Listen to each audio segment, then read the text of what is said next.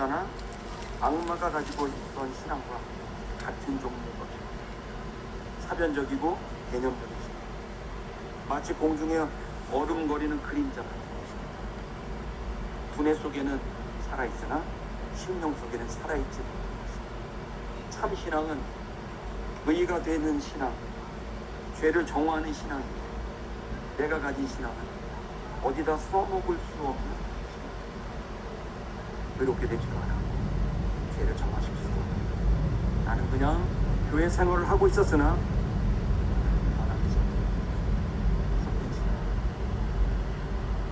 이걸 언제 했습니까? 교수가 되고 신학교를 졸업하고 목사가 되고 선교사가 된 다음에 있을 거예요. 무슨 얘기입니까? 우리는 예수 믿고 구원 얻지만 더 나아가 우리가 쓰임받을 수 있는 것은 주님과의 인격적 관계를 통해 참 신앙을 갖는 것이 저와 여러분의 인생의 복이라는 것을 말하고 있다고 저는 생각합니다. 우리는 입으로 먹는 거 그렇게 관심 있습니다. 뭐 소고기 먹으면 안 된다, 병든 거 먹으면 안 된다, 병든 들으면 안 된다, 코로나 때 마스크 쓰고 다녔습니다. 자, 여러분, 그렇게 먹는 거에 관심을 기울이고 힘을 들이고 돈을 쓰면서 왜 우리의 영혼, 우리의 마음에 들어가는 거는 신경을 쓰지 않아요. 진리가 필요해, 은혜가 필요한데 그걸 집어넣고 먹어야죠. 여러분, 우리 사실 우리는 마음이 그렇게 그렇습니다. 지혜도 없고 능력도 없고 감정도 불안합니다. 우리가 이 문제를 해결할 수 있는 방법은 주님의 것으로 채우는 길밖에 없습니다. 마음을 채워야 됩니다. 여러분, 주님과 만나는 시간을 가져야 됩니다. 여러분, 제가 오늘 목사님 여기 계시지만 제가 94년, 5년, 6년 이렇게 여기에 목사님 지하에 그래서 철야 기도를 할 때 지금도 잊을 수가 없어요. 목사님 설교를 해주시는 사람은 이렇게 세수대와 같은 것, 이 마음에 오염되게 있고 더러운 물이 있으면 이거를 깨끗하게 할 수 있는 방법이 뭔지 압니다. 목사님이 하신 말씀, 여기다 수도꼭지를 갖다 드리고 물을 붓어야 돼요. 맑은 물이 들어오면 어느 순간 점점 더 더러운 물은 이물질이 떠나가서 이 마음이 깨끗한 마음이 됩니다. 여러분, 그 비유 정말 제대로 된 비유라고 생각합니다. 우리 세수대와 같은 마음을 갖고 있습니다. 자, 이 마음에 여러분 들여다 보셔야 돼요. 파헤쳐 보셔야 돼요. 도대체 내 마음은 왜 이렇게 불안한가요? 파헤쳐 보셔야 돼요. 뭐가 그 속에 숨겨져 있길래, 뭐가 뿌리 박혀져 있길래, 도대체 마음속에 뭐가 들어가 있길래 이 마음이 이 모양이냐. 다른 사람은커녕 나 하나도 힘들어, 혼자만 있으면 불안증에 걸리고 분리불안 환자도 아닌데 도대체 뭐 때문에 내 마음이 이러냐. 파헤쳐 봐야죠. 그리고 그걸 끄집어내야죠. 그 원인을 알아야죠. 원인 모든 거 외부에 있지 않아요. 여러분, 뭐 재정 컨설팅 받는 거 중요하지만 그게 여러분의 답이 아니라는 걸 아셔야 돼요. 금융 컨설팅, 뭐 여러분 뭐 건강 컨설팅 다 중요한 일이에요. 그런데 그게 궁극적으로 여러분의 삶을 결정하지 못해요. 진짜 결정하는 건 결국 마음이에요. 그 마음을 헤집어 파야 돼요. 그리고 그 속을 들여다봐야 돼요. 그리고 빠져나가야 될 것들은 과감하게 빼서 버려버리고 채워야 될 것들을 채워야 돼요. 진리로 기둥을 다시 받고, 그리고 은혜로 거기를 채워요. 그럴 수 있는 시간과 공간이 필요한 거예요. 여러분, 여러분은 스스로 결정할 수 있어요. 이제 여러분은 이제 예배당 문 밖을 나가셔서 여러분 삶을 결정하겠죠. 다시 어떻게 하시겠습니까? 계속 핸드폰 보고 뭐하고 그냥 떠는 대로 회사 가고 어디 가고 어디 가겠습니까? 그렇게 가세요. 그런데 가장 시급한 문제가 있다는 거예요. 그건 뭐냐면 그 모든 생명, 여러분의 모든 인격, 여러분의 삶은 마음이 결정하니 마음을 다시 정돈하고 파헤치고 들여다보고 다시 채우고 진리로 받고 은혜로 채워서 여러분의 정신을 맑게 만듭니다. 어두운 정신은 인식하지 못하고 분별하지도 못하고 결정하지도 못하고 우왕좌왕 욕심에 따라 왔다 갔다, 그것이야말로 우리는 아니겠습니까? 고독한 침묵이 흐르는 골방으로 가십니다. 문을 걸어 잠가야 됩니다. 그리고 여러분 주님을 통해서 성령님을 통해 나를 들여다보고 파헤쳐. 근데 안 보여요? 그러면 안 보이고 모르겠어요? 그럼 성경 읽으세요. 성경을 읽으세요. 성경을 통해 성경은 의로 교육하기에 유익하고 성령께 감동으로 지으시고 나를 보고 그 말씀을 깨달아져요. 눈을 감읍시다. 그 마음이 보여요. 성경 읽을 때 마음이 보입니다. 성경이라는 렌즈로 여러분 마음이 보입니다. 그리고 그것을 끄집어내는 몸부림치는 회개를 통해 여러분 마음을 정할 수 있습니다.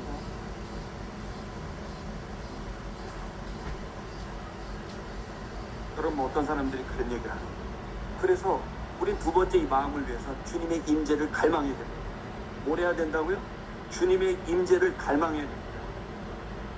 이게 뭐냐면 주님의 임재라는 것은 주님이 나와 함께 있는 것을 갈망해야 돼요. 주님을 원해야 돼요. 아멘. 주님의 능력을 원하는 게 아니라 주님의 지혜를 원하는 게 아니라 주님을 원해야 돼요. 어떤 지혜와 능력을 얻고 싶은 게 아니라 주님을 원해야 돼요. 그래야 악한 길에서 떠날 수 있고 마음을 파헤칠 수 있고 마음을 정화할 수 있어요. 여러분 그 주님을 갈망하는 일. 여러분 분명히 내가 세상 끝날까지 너희와 함께 하겠다고 하셨고 내가 너희를 고아와 같이 내가 내버려 두지 않겠다고 하셨어요.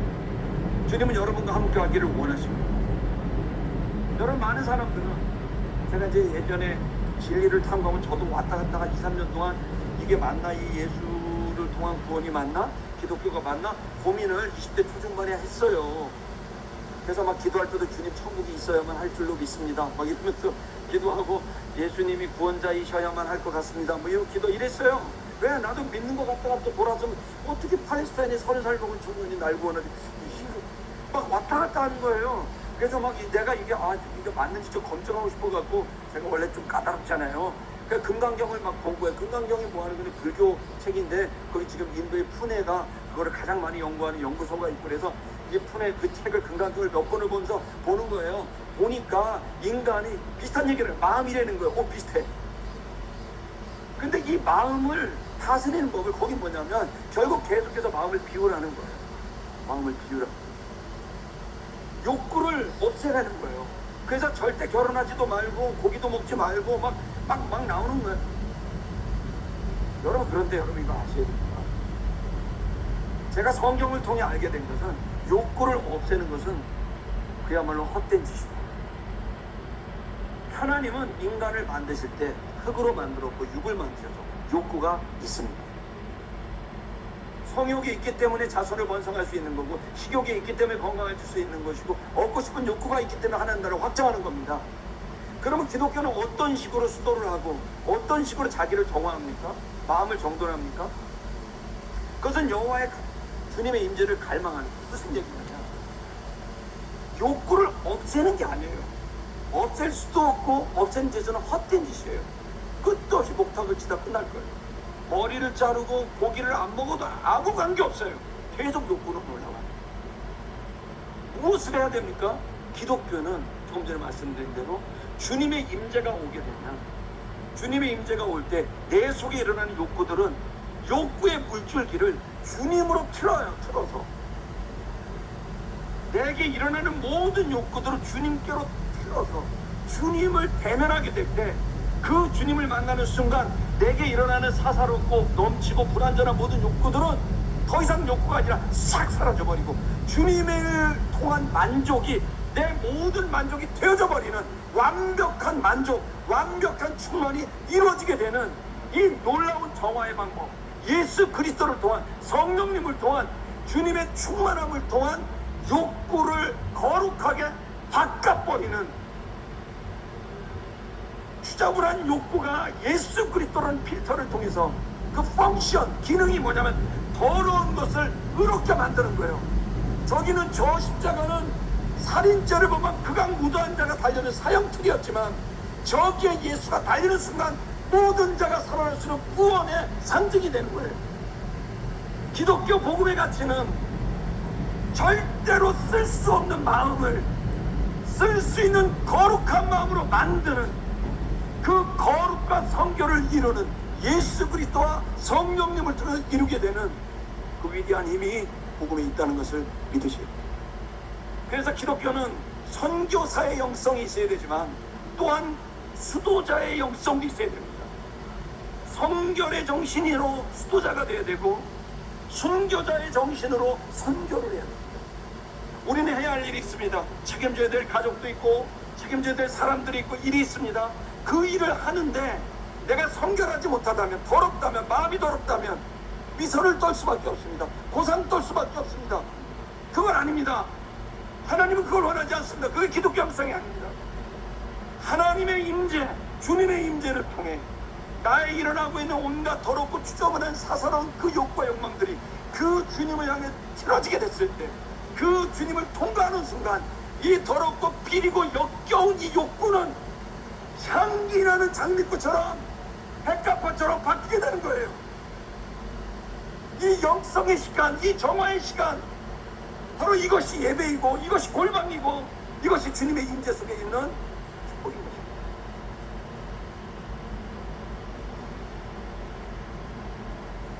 우리 호세아 6장 말씀을 한번 볼까요? 6장 1절, 호세아 6장 1절 한번 보겠습니다. 호세아 6장 1절, 6장 2절을 시작.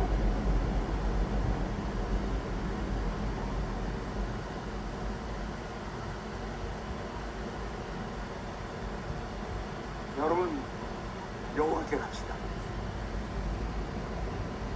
여러분, 이처럼 여러분이 원한다면 여러분 마음의 태도를 결정하시고 집중하시고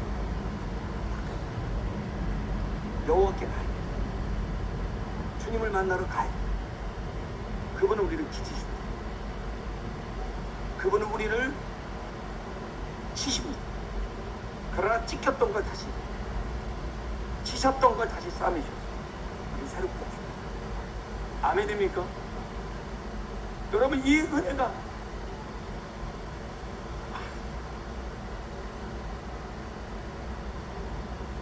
내 양심이 찌르, 사람들의 손가락 찌르, 신 앞에서 수치심과 죄책감을 느끼는 이 인간에게 주님의 임재가 임하게 됐습니다. 이것이 정말 이 피리고 역겨운 나의 욕구 욕망들, 사람을 살리고 희생하고 헌신하는 쪽으로 바뀌는 이 기쁨은 세상에 어디에 있겠습니까? 인간의 마음을 바꾸는 위대한 부분이 있습니다. 2절과 3절은 너무 감격스럽습니다. 2절과 3절. 보세요.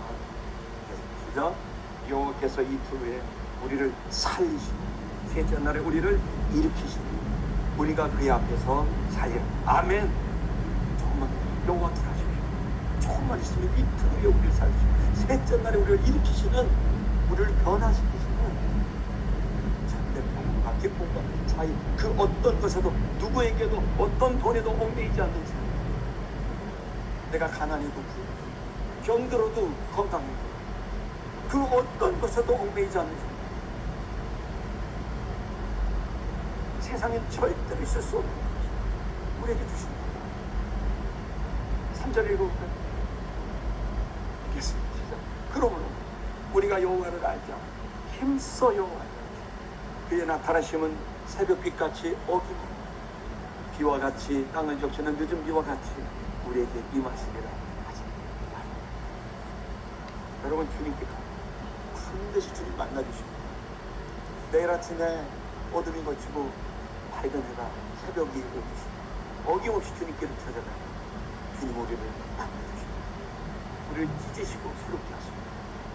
그리고 늦은 비와 이른 비 우리를 적시시고 우리를 일으키십니다. 그러면 세 가지가 더 남았는데 여기서 말씀을 마치도록 이거로도 충분합니다. 많이 한다고 다 되나? 두 번째까지만 하고, 어두운 정신, 이 정신으로 교회 봉사하고 교회는 그죠. 어두운 정신으로 가족을 살고 한간에 빠진 어두운 정신으로 한 공동체와 나라를 이끈다는 것.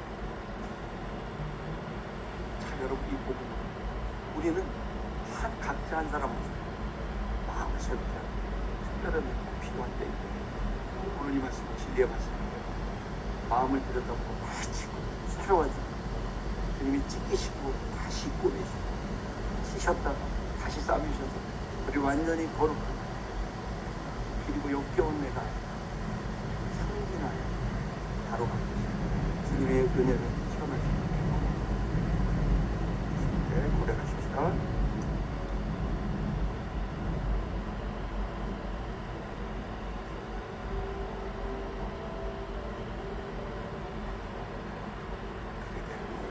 속을 있을 때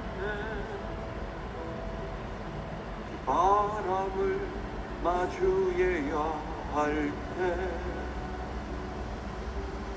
빛조차 보이지 않아도 그대 혼자 걷지 않을 거예요. 두려움 앞에서 하늘을 보아요. 외로운 그대여 걱정 마요. 꿈꾸는 그 길을 걸어야 그대 혼자 걷지 않을 거예요. 그대 폭풍 속을 걷고 있을 때 비바람을 마주해야 할 때 그 빛조차 보이지 않아도 그대 혼자 걷지 않을 거예요. 두려움 앞에서 하늘을 보아요.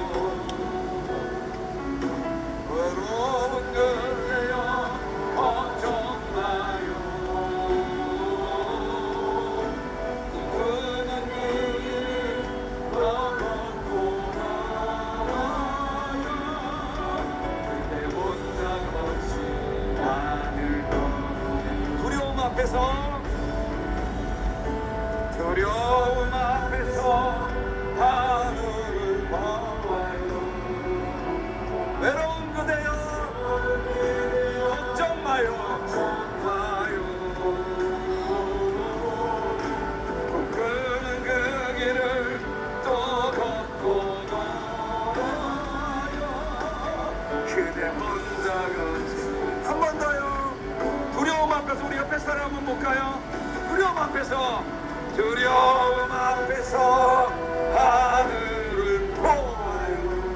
외로운 그대여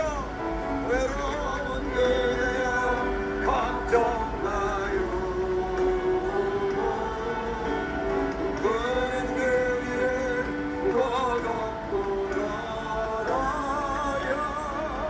그대 혼자 걷지 않을 거예요.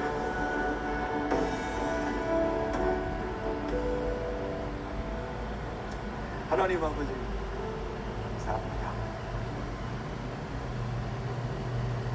이 시간에 제가 기도를 하기 전에, 밤을 기도하기 전에 우리 국토 기도 대장경 기도를 위해 함께 기도하옵소서. 13번째 복음통일 그걸 기도하고 있습니다.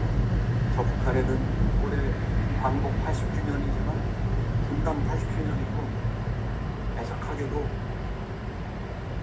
3대 세습 정권, 독재 정권이 80년을 했어요. 그 정권이 들어서서 6.25 일어나고 굶주려서 300만 명이 들어서 지금도 술을 헤아릴 수 없는 탈북자들이 전 세계에 들어서 최악의 인권 상태로 지금 대한민국의 국민 6명이 정치범수업소에 갇혀 전 세계 사람들이 입을 모아 똑같이 최악의 인권국가가 북한이라는 거예요. 여러분, 저들은 살았어도 지옥같이 살고 죽으면 어떻게 되겠습니까? 예수 믿지 않고 지옥 가요. 우리가 기도하는 이유는 정치운동 아닙니다.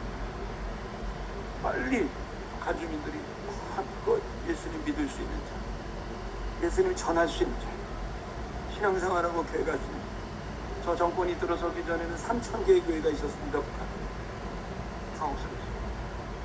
종교는 아편이에요. 교교는 아편. 권사님 아들이었습니다. 김일성. 여러분, 지금 이 상황을 우리 힘으로는 못합니다. 누가 6명의 우리 국민 다시 돌아오게 하실 수 있겠고, 2,400만의 저 80년 동안의 저 정권을 무슨 수도 못하고 자유가 있게 하겠습니다. 하지만 우리가 기도하는 건 주님이 역사하시도록 기도하는 겁니다. 주님은 행동하시는 하나님입니다. 주님은 행동하십니다. 우리가 기도할 때 주님이 일하시도록 우리가 기도하기를 원합니다. 그래서 우리가 원하는 건 정치가 아니라 우리가 원하는 건 하루속히 2,400만 우리 동포들에게 자유가 임하기를 원하는 것입니다. 그러니까 우리 기도했으면 좋겠습니다. 2,400만 우리 동포들에게 자유를 허락하여 주시옵시고, 정치적 독재가 끝나게 하여 주시옵시고, 6명의 우리 대한민국 선교사님들 하루속히 자유를 얻게 하시고 돌아오게 하여 주시옵시고, 한국교회